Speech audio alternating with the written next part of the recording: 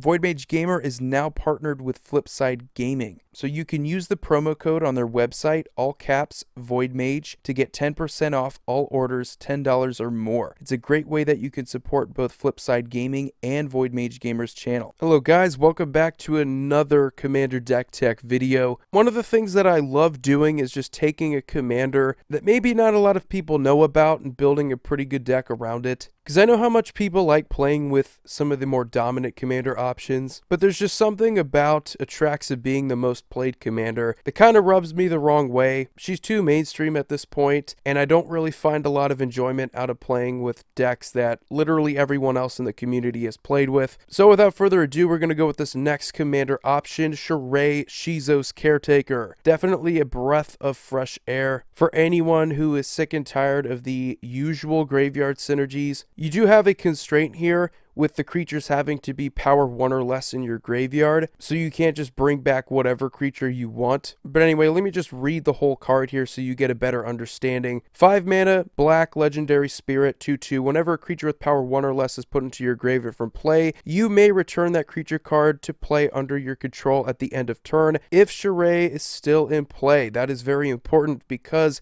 your opponents can disrupt this simply by removing Shirei. It would be pretty busted if you could still get her trigger and you didn't have to have her on the field at the same time. But the cool thing here, and it's very important to note this, you get this trigger on each turn. So at the end of your opponent's turns, as well as yours, you are able to bring any creature that is put into your graveyard from play that is power 1 or less back to the battlefield. You can keep returning them, and you get all that value. Hopefully, your opponents wisen up, and they likely will. Shirei is still just a 2/2 with no other abilities. If they're able to remove her, then it's going to make it easier to deal with the rest of your deck. Now, one of the strategies that you can do right off the bat, it's probably the most boring one, but one that people are going to gravitate to the most for some reason. It is the Shadowborn Apostle strategy. I've noted that this is also pretty popular with Aetherios God of Passage in past videos. Just the ability to keep bringing back these Shadowborn Apostles, getting more value out of them. Even more powerful, I believe, with Shirei because you could just bring them back to the battlefield, sacrifice them all over again, and keep getting demons in a way that is even more efficient than with Aetherios. And while that may end up being probably the most powerful strategy you can go with, finding enough Shadowborn Apostles is always a pain in the ass, so I would advise against doing that and just go for a good old-fashioned, fun, cheap budget deck where you're going with very cheap commons and uncommon creatures in black. Usually going to be 1-drops, 2-drops that are 1/1s or 0/1s that are also able to sacrifice themselves. There's a lot of value creatures that already do this. We have things like Blood Pet, giving you black mana just for sacrificing it. Death Cultist can sacrifice itself to drain a life. One of my personal favorites is Fume Spitter. You can sacrifice it to put a -1/-1 counter on a creature. Just simple creatures like these, you can keep bringing them back at the end of your turn or your opponent's turns. And suddenly that -1/-1 counter does add up. You can keep putting them on the same creature. You can keep draining life with Death Cultist. A lot of cool value there. I think it goes without saying, if you've watched any sort of video of mine that has anything to do with creatures dying in black, you're gonna want to have a Blood Artist and a Zulaport Cutthroat. Conveniently enough, these are also creatures with power 1 or less, so you can also bring them back with Shirei. But they also function pretty well with the deck by giving you some sort of win con, because it's not unrealistic to have a lot of creatures die on your turn. Draining some life from your opponents at the same time is going to help you stay in the game longer. We don't have any major threats in the deck, unless you would consider Grey Merchant of Asphodel to be a major threat. You do need a considerable board state for Gary to really do a lot of damage, but I don't know. I just like having it in there as a safety net if we want to tutor him up, just to help us stay in a game we may not be doing too well in. The only other thing that I would consider to be a win con in the deck, if you're just talking about winning as quickly as possible, would be the card Lightning Coils. I've mentioned this before in an underrated commander cards video. Whenever a non-token creature you control is put into a graveyard from play, you put a charge counter on Lightning Coils, and then at the beginning of your upkeep, if it has 5 or more of those charge counters, you can remove all of them, and for each one of them you get a 3/1 red elemental creature with haste, and you get all those tokens for each charge counter you remove. So you can have more than 5. You could have 10, you could have 20. It all depends on your ability to sacrifice your creatures or have your creatures die, period, before the beginning of your next upkeep. If you're able to do that, this can effectively be game over for your opponents, because all you really need is 10 and you have 30 power out there with haste, ready to swing. Pretty underrated card. But really where this deck shines, in my opinion, is its low value creatures that you can keep getting back. Nobody's really going to bat an eye by looking at Dusk Legion Zealot just drawing you 1 card for the cost of 1 life. Same thing with the Sky Scanner, pretty much going to serve the same purpose of giving you a little bit of card advantage without painting a huge target on your head. We also have Trusty Pilgrim's Eye with Skittering Surveyor. Basically, cards that replace themselves are amazing. These creatures are going to die, come back, and give you more swamps. Making sure that you can get your land drops is also pretty important in this kind of deck. And another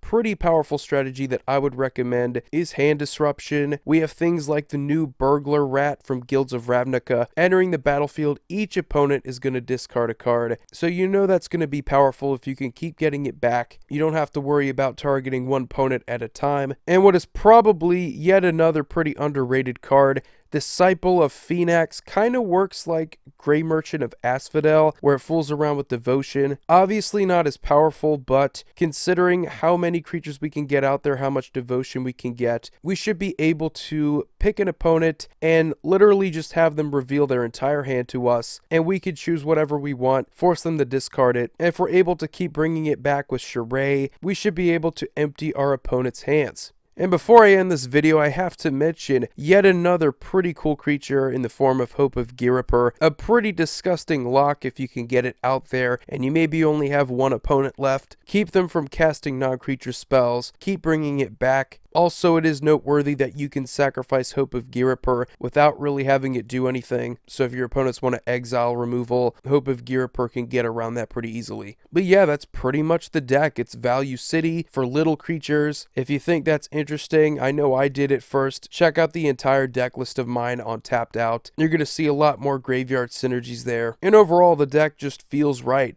It's a cool little deck. You can build it on a budget, seeing as a lot of the creatures are just cheap commons and uncommons. And Shirei did just get a reprint in Ultimate Masters, so I don't think she's going to be worth much anymore. But anyway, you guys have a wonderful day. Void here signing off. See you all next video.